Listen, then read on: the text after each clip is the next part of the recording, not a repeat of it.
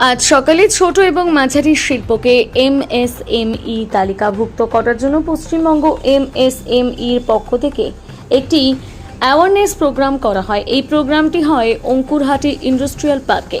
DIC project manager Buddhadeb Banerjee জানায়, এই ধরনের প্রোগ্রাম আমরা হাওড়ায় 20টি ইন্ডাস্ট্রিয়াল পার্কে করব। এদিন এমএসএমই সার্টিফিকেটের সুবিধা নিয়ে ছোট মাঝারি শিল্পের মালিকদের সাথে আলোচনা হয়।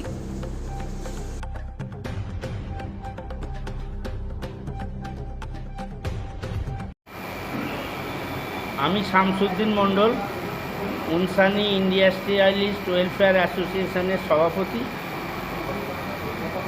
এবং আমার পাশে আছে আমাদের সম্পাদক বিষ্ণুপদ রাউত, আমার বাঁ দিকে আছে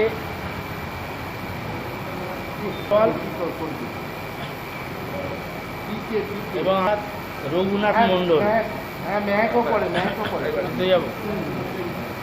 আমরা অ্যাসোসিয়েশনের পক্ষ থেকে আমাদের মূল লক্ষ্য হলো আমাদের অ্যাসোসিয়েশনের যে মেম্বার ব্যবসায়ীরা আছে তাদের সরকারি কার্যকলাপে অনুগত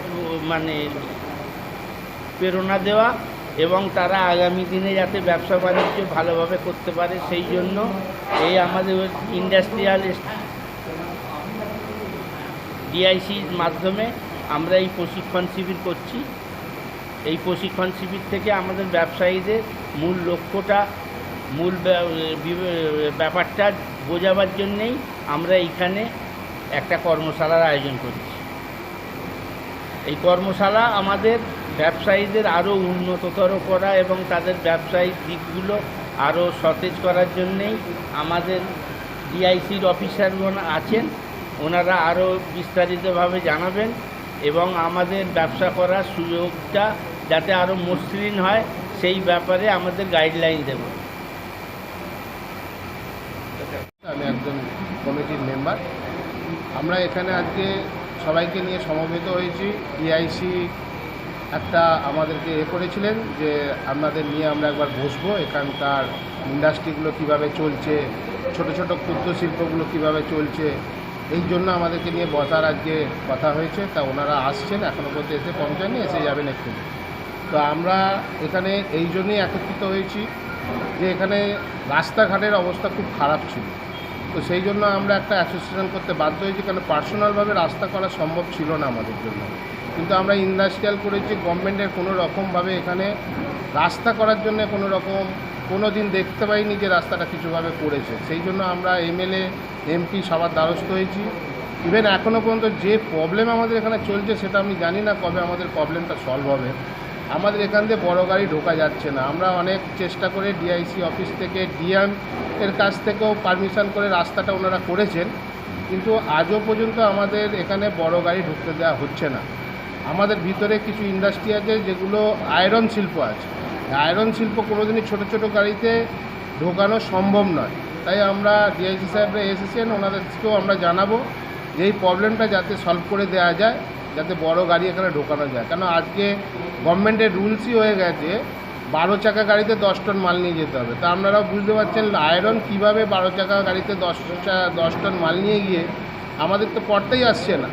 যার কারণে আমরা একত্রিত হয়েছি, ওনাদেরকেও ডেকেছি যে এই প্রবলেমটা যাতে সলভ হয়।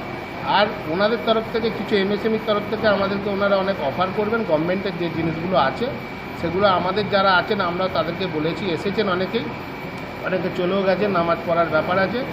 তো সেই ফেসিলিটিগুলো যাতে আমরা নিতে পারি সেই জন্য ওনাদের ডেকেছি।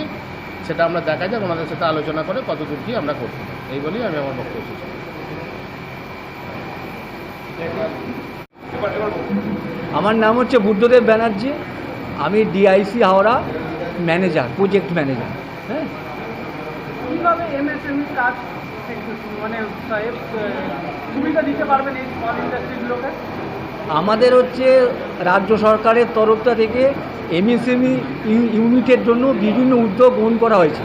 তার মধ্যে আজকে যে দুটো মেনলি আমরা টপিক এখানে আলোচনা করব, একটা হচ্ছে MSME listing in stock exchange, অর্থাৎ শেয়ার বাজারে কেমনভাবে এমএসএমই লিস্টিং করা যায় সেটা নিয়ে আজকে আমরা বিস্তারিত আলোচনা করব। এবং সেখান থেকে যে এমএসএমই আছে ইউনিট তারা কেমনভাবে ঋণ পেতে পারে সেটা নিয়ে আলোচনা হবে। এরপরে আর একটা আমাদের সেকেন্ড যেটা টপিকস আছে সেটা হচ্ছে jet, zero effect zero defect. এটা হচ্ছে এখন এটা সরকারের একটা ম্যান্ডেটারি সার্টিফিকেট। এই সার্টিফিকেট নিলে যে কোনো ইউনিট কী সুবিধা পেতে পারে, কারা কারা পেতে পারে, সেটা নিয়েও আমরা সেকেন্ড হাফে বিস্তারিতভাবে আলোচনা করব। আমাদের ফ্যাকাল্টি যারা আছেন তারা অলরেডি এসে গেছেন, আমরা প্রোগ্রাম এখনই শুরু করছি এবং আশা করি এই যে অ্যাসোসিয়েশন আছে এরা উপকৃত হবে এবং আমরা হাওড়ায় দীর্ঘ আগস্ট মাস এবং সেপ্টেম্বর মাসও বেশ কিছুদিন ধরে অন্তত 20টা আমরা ইন্ডাস্ট্রিয়াল পার্ক বা অ্যাসোসিয়েশনে এই রকম আমরা অ্যাওয়ারনেস প্রোগ্রাম করতে চলেছি।